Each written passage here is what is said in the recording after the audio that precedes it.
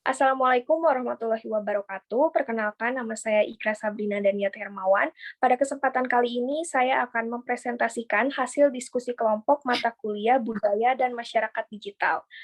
Untuk materi yang pertama akan dijelaskan oleh Cindy. Perkembangan perangkat teknologi komunikasi.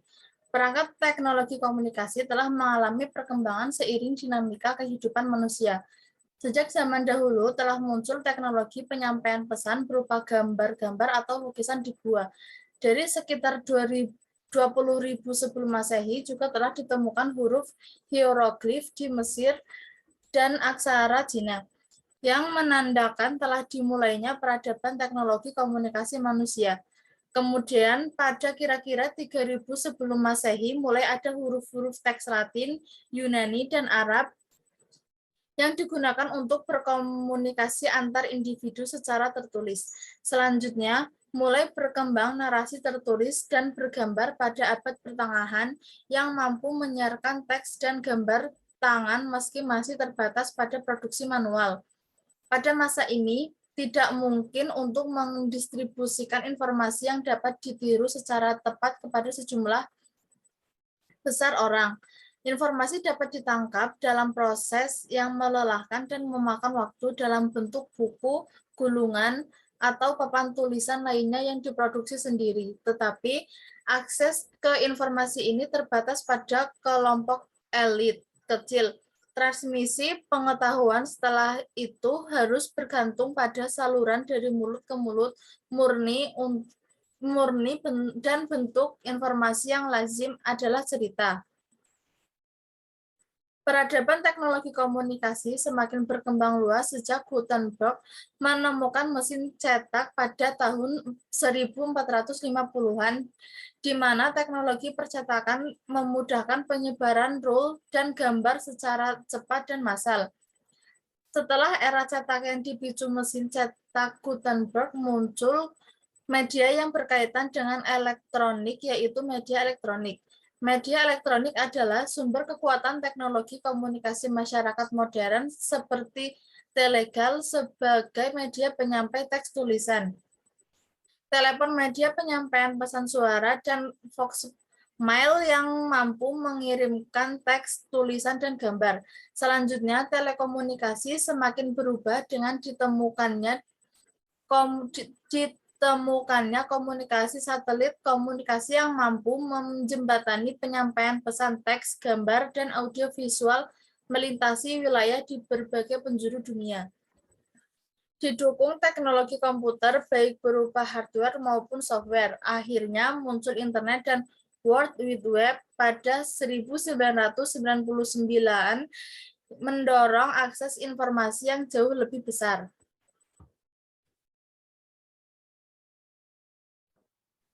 Internet pada masa awal-awal digadang-gadang akan menjadi new media yang sesungguhnya, yang mampu memberikan tempat bagi komunikasi massa yang luas dan menjangkau seluruh dunia.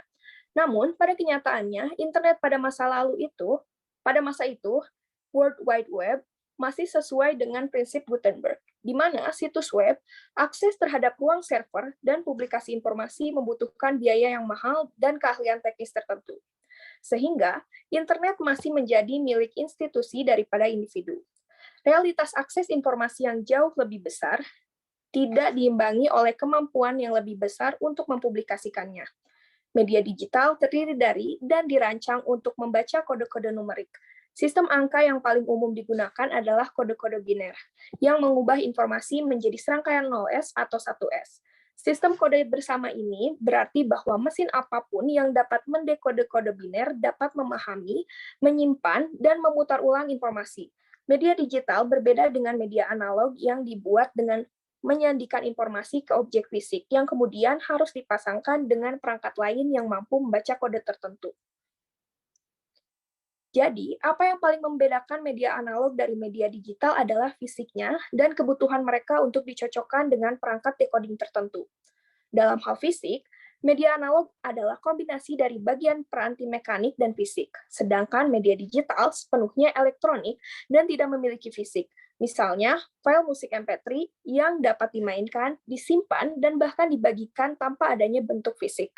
Berbeda dengan jenis musik analog yang harus dipasangkan dengan perangkat decoding tertentu, seperti kaset player. Untuk membuat rekaman menggunakan teknologi media lama juga diperlukan pita untuk membuat rekaman musik yang berwujud kaset. Konvergensi media, kolaborasi teknologi, dan konten.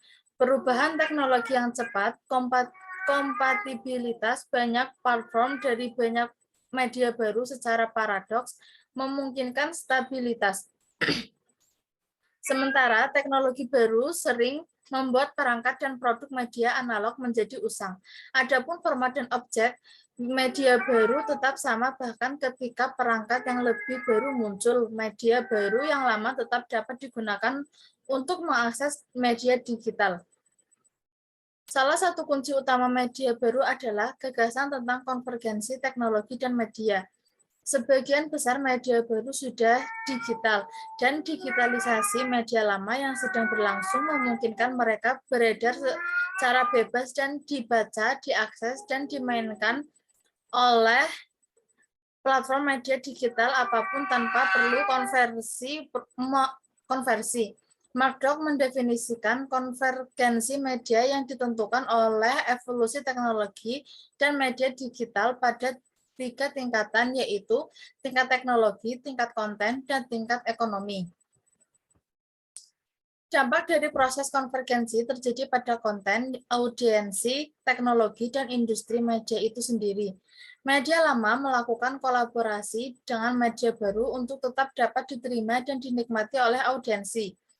Dinamisasi teknologi dalam konvergensi media tidak serta-merta membunuh karakter media konvensional. Konvergensi media menghadirkan kemudahan akses, tetapi tidak mengubah halayak media komunikasi merupakan metafora sosial besar yang tidak hanya mengirim informasi, tetapi juga menentukan apa itu pengetahuan yang tidak hanya mengarahkan kita pada dunia, tetapi juga memberitahu kita jenis dunia apa saja yang ada. Potensi teknologi media yang terkonvergensi secara digital telah menjadi objek perhatian luas selama lebih dari 1 dekade dan telah secara khusus difokuskan pada konvergensi siaran televisi dan komputer jaringan yang berarti menggabungkan siaran televisi dan komputer serta internet. Konvergensi media baru mencakup kemajuan teknologi dan sosial. Perkembangan elektronik telekomunikasi pengembangan interaktivitas dengan komputer telah membantu dan mengembangkan komunikasi di masa lalu dan akan melakukannya di masa depan. Pertama adalah konektivitas, yakni ukuran kuantitas dari penetrasi komputer, jumlah pengguna online, frekuensi penggunaan, penetrasi ponsel pintar, jumlah media online, bandwidth, tarif, dan regulasi internet service provider. Selanjutnya adalah mengenai konten, yakni bagaimana relevansi lokal dan kegunaan konten, standarisasi bahasa lokal, dan penggunaan web, meta konten, directory, search engine, dan layanan pihak ketiga terhadap konten bisnis dan komersial. Parameter media baru selanjutnya adalah community, di mana parameter ini fokus pada kecanggihan teknologi digital sebagai medium dalam situs komunitas, diskusi grup, forum email, chatroom, dan lain-lain. Hal yang dapat dilihat dari perkembangan komunitas di internet, blog-blog komunitas, dan media sosial. Commerce atau komersialisasi adalah parameter yang mengarah pada monetizing eyeballs atau menarik dan menjaga traffic pada iklan tertentu pada web. Dengan berbagai bentuknya, termasuk dalam parameter ini adalah berbagai bentuk e-commerce. Kapasitas menjadi parameter yang mengukur sejauh mana kapasitas sumber daya manusia dan kompetensinya dalam newsroom, industri, dan edukasi jurnalisme atau komunikasi. Yang selanjutnya adalah determinasi media, personalisasi, dan publikasi. Kita hidup dalam masyarakat di mana komunikasi telah menjadi penentu, dalam arti bahwa komunikasi bukan hanya alat penghubung, tetapi elemen yang membentuk masyarakat. Media yang dominan karenanya sangat menentukan konten budaya, menurut Postman 1984. Manusia saat ini sangat tergantung dengan keberadaan media. Bahkan, media telah membentuk budaya baru di dalam kehidupan masyarakat. Media telah menjadi personal media karena penggunanya lebih bebas untuk memilih konten media yang mereka inginkan untuk diekspos. Untuk menghasilkan konten mereka sendiri, untuk mengomentari atau menautkan ke konten lain untuk berbagi konten dengan orang lain. Hal ini menjadi perhatian khusus karena kita tahu bahwa media berperan penting dalam pembentukan identitas oleh kaum muda. Di dunia yang terglobalisasi ini, media adalah orang tua sekaligus guru yang tidak terkekang adat atau kontrol dan aturan, dan dipengaruhi oleh nilai-nilai, gaya hidup, dan sudut pandang dari seluruh dunia.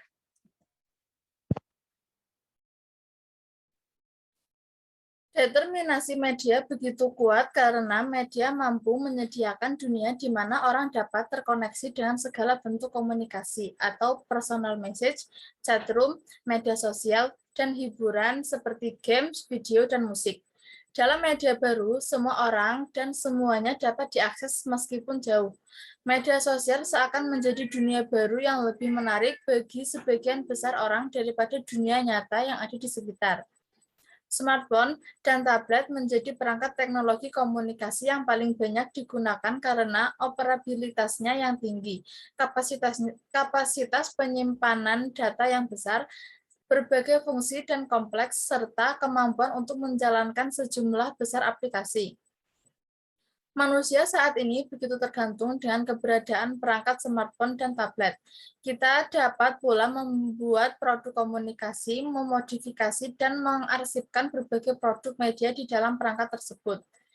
Kehidupan manusia sekarang telah sangat bergantung dengan keberadaan teknologi komunikasi dan media baru. Masyarakat dalam kehidupan sehari-hari tak lagi hanya hidup di dunia nyata, tetapi telah menjadi bagian dari cyber society atau masyarakat dunia maya.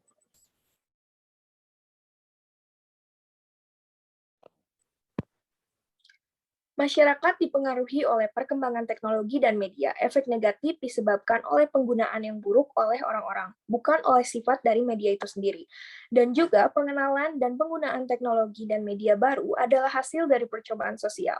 Dalam budaya media baru ini, orang tidak lagi secara pasif mengonsumsi media, tetapi secara aktif berpartisipasi di dalamnya, yang biasanya berarti menciptakan konten dalam bentuk apapun dan dalam skala apapun. Budaya media saat ini tidak lagi menjadi budaya yang hanya dimiliki oleh golongan elit, karena hampir semua lapisan masyarakat dapat menikmati budaya tersebut.